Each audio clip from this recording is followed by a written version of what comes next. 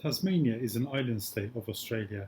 It is located 240 kilometres to the south of the Australian mainland, separated from it by the Bass Strait. It has a population of 550,000 and is the 26th largest island in the world. Its capital is Hobart. However, this city you're looking at here is called Launceston, which is the second largest city in Tasmania. Launceston is definitely worth a visit. It's a riverside city in northern Tasmania and it's famed for the Cataract Gorge with panoramic views, walking trails, sculpture gardens and a chairlift.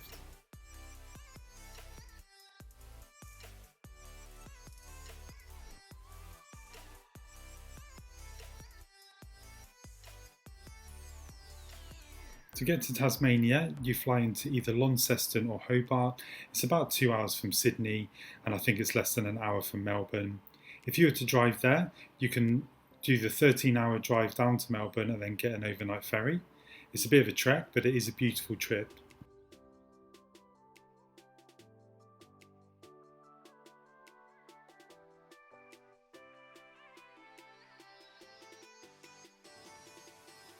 An interesting fact, Tasmania has the cleanest air in the world, and one of its most impressive tourist attractions is called Cradle Mountain.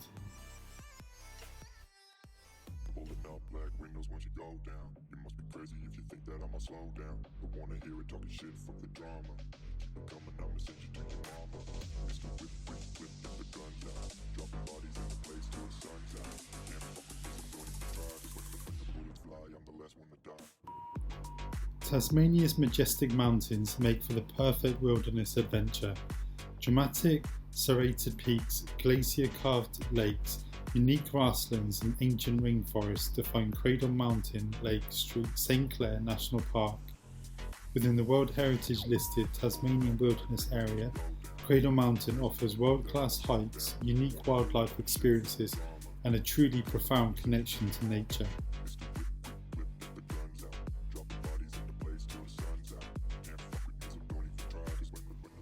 There's many ways to explore Cradle Mountain. You can go hiking like we are, or you can go helicopter, horseback, and you might even see a few of the Tasmanian devils.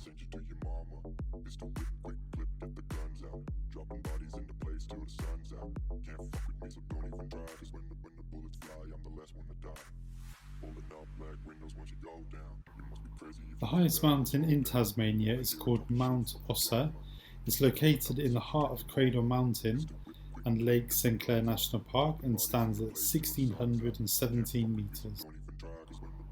If you do decide to hike up the mountain and the weather changes, don't worry, there are cabins halfway up the mountain that you can take shelter. It's one of the most beautiful places I've seen, but I would recommend taking waterproofs as the weather can change quite quickly. As you can see in this video here, it started snowing.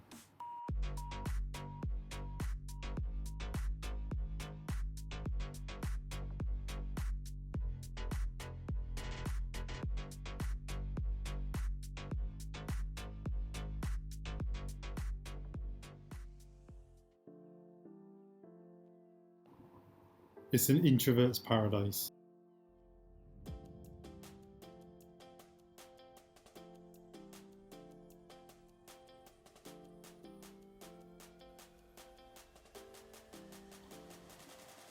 This really cool accommodation is called the Roundhouse and it's located in Jackie's Marsh, and you can locate it on booking.com.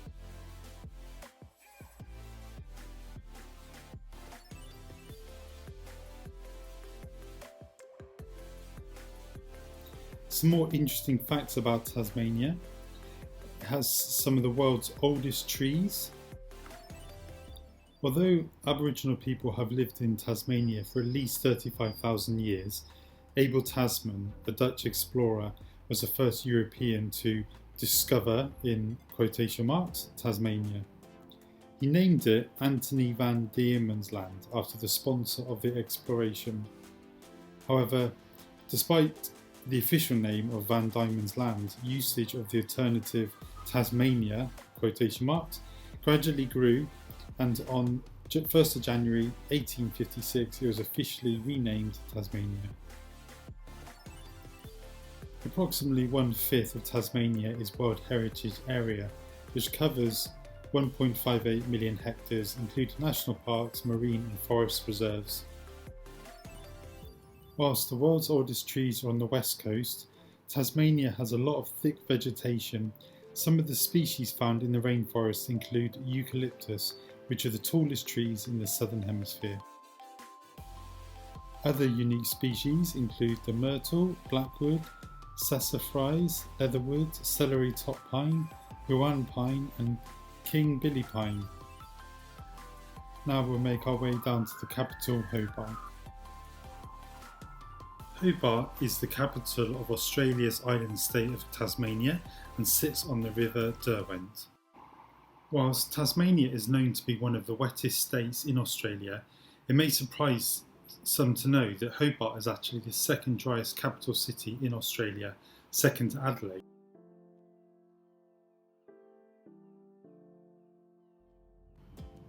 Hobart's population is 207,000, has a beautiful marina and is home to the famous Mona Art Museum.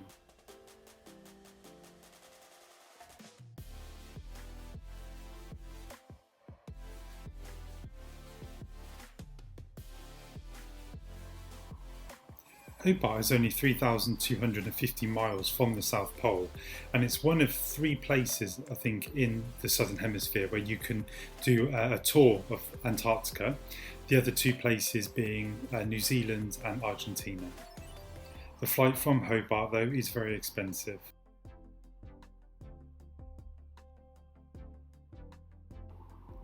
The city's backdrop is a 1,270 metre high Mount Wellington.